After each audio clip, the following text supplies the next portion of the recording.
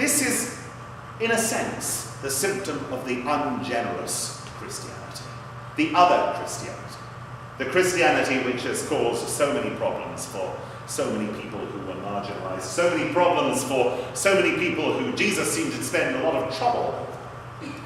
The form of Christianity which, this reminds me of something which I read yesterday, actually, that the Mormon Church has just come out very strongly against gay marriage and LGBT rights. And there was a straight Mormon guy in California who's been writing to his family saying, do you remember, any of you who are over a certain age, that the Mormon Church came out very strongly against civil rights in the 1960s? And he gave you a list of biblical reasons why it was wrong. It came out very strongly against the equality of women, and it came out with a long list of biblical reasons. Now, it just so happens that the guy who was writing that on the BBC webpage today was a Mormon. But the same can be said for the Christian church. I really honestly don't believe that these people who have pushed for the exclusion of group after group after group because they didn't fulfill to certain laws and rules which have been put down by the hierarchy of the church were profoundly evil people. I don't think they were. I think that they were as sincere as I am, certainly, and maybe more sincere. That many of them were good people. But they hadn't had that one thing that can set aside a cold, cruel religion, which is a source of suffering and pain for people in this world, and the route to the mind of God, which is a source of salvation as a journey worked out during our lives, a glorious and blessed thing. And that one thing is empathy. That inability to see from another's point of view, that inability to understand that God is big enough to treat differently with 6.5 billion people here on this earth. That inability to understand that God is bigger than we are, that God does not automatically share our prejudices, that God does not automatically share our dislikes. Once that understanding is made, and the easiest way, and the only true way that that can be made, is by being exposed to that extraordinary love from God. When you read the story of the prodigal son, and you look at the second son, refusing to join in the celebration because it's not all about him, refusing to join in the celebration because he complains that he worked and he didn't get his reward, despite the fact that the joy in the room is the same whether he is in there or that he is not in there, and that joy is his if he wants it, that he is being invited in, that he is being called in, and the celebration which he is resenting could just as easily be his celebration if he chose for it to be. I think we have a stark choice between two different views of religion. And I won't even say Christianity because, I have very strong opinions about what Christianity is, and I don't actually think Christianity is that ungenerous, that cold, that cruel form of religion that says, no, you will stay out unless you subscribe to this exact list of rules and regulations which I have drawn up. I don't think that is Christianity. I don't know exactly what it is. I think it's probably human nature as much as anything else. Well, we are presented with a chance to grow and nurture and prosper our human nature. And we are presented with the tools to grow extraordinary things in the gardens which God has given us. We are not just about getting from A to Z, where Z is salvation, where Z is getting into heaven, where Z is our fire insurance policy. We are much more than that. I'm not sure I believe that salvation is necessarily just an instantaneous act. It is a journey, and all are traveling. But during this journey, I do believe also that we are called to be fruitful, that we are called to grow and multiply in a way much more profound and much deeper than just procreation, that we are called to produce fruits and bring forward from our gardens beautiful, sweet, and tender things towards the banquet which we are finally called to. Now, I don't know whether you want to see that in literal terms or metaphorical terms.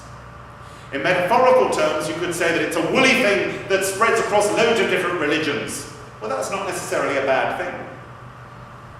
But in literal terms, I also believe it is true that the fruit of our lives can be measured in the growth that we are able to demonstrate when we speak to another person with love, when we don't immediately judge them on their exterior, when we were able to bring some wisdom, some joy, some understanding into their lives, which didn't immediately come from us, which speaks something of the mind of God. So instead of standing on the outside and resenting, and I have to say, Henri Nouwen, the monk and theologian, wrote some extraordinary things about this second prodigal son, and when I read them, I felt ashamed myself.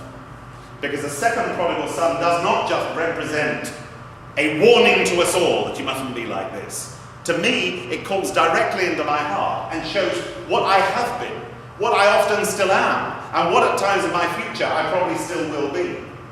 Let me read you a brief excerpt from what Henri Nouwen writes. When I listen carefully to the words with which the elder son attacks his father, self-righteous, self-pitying, jealous words, I hear a deeper complaint. It is a complaint that comes from a heart that feels it never receives what it was due. It is a complaint expressed in countless subtle and not so subtle ways, forming a bedrock of human resentment. It is a complaint that cries out, I tried so hard, worked so long, did so much, and still I have not received what others get so easily. Why do people not thank me, not invite me, not play with me, not honour me? While they pay so much attention to those who take life so easily and so casually. It is in this spoken or unspoken complaint that I recognise the elder son in me. Often I catch myself complaining about little rejections, little impolitenesses, little negligences. Time and again I discover within me that murmuring, whining, grumbling, lamenting and griping that go on and on even against my will. The more I dwell on the matters in question, the worse my state becomes. The more I analyse it, the more reason I see for complaint. And the more deeply I enter it, the more complicated it gets. There is an enormous, dark, drawing power to this inner complaint. Condemnation of others and self-condemnation, self-righteousness and self-rejection keep reinforcing each other in an ever more vicious way. Every time I allow myself to be seduced by it, it spins me down in an endless spiral of self-rejection. As I let myself be drawn into the vast interior labyrinth of my complaints, I become more and more lost until, in the end, I feel myself to be the most misunderstood, rejected, neglected, and despised person in this world. I see myself in that. You know, when I first met Leon and started embarking on our life together, I thought Leon was harsh and unkind at times. He did not indulge my self-pity. Can you believe that, ladies and gentlemen? I hope you will have stern words with him after service.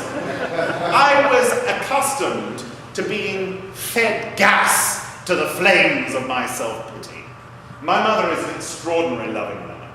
And in being that loving, she sometimes does not know how to say no to me. And when I'm feeling self-pitying, she would fan the flames by comforting me. And I would find that this hideous thing started to grow and develop and feed and get bigger and bigger and bigger. Until eventually this ghastly, stinking behemoth was left there in the place of what was once me. And I'd look at myself and I'd see my mother in the corner of the room going, what have I done? And I'd look at myself in the mirror and I'd sense what I'd become and I'd be horrified. But time and again, and not just as a little child, as an adult, I found that this attitude crippled me. This attitude of, I'm not going to be a part of it unless it's all about me. And this attitude of, I will not share, like small children do. And this attitude of self-pity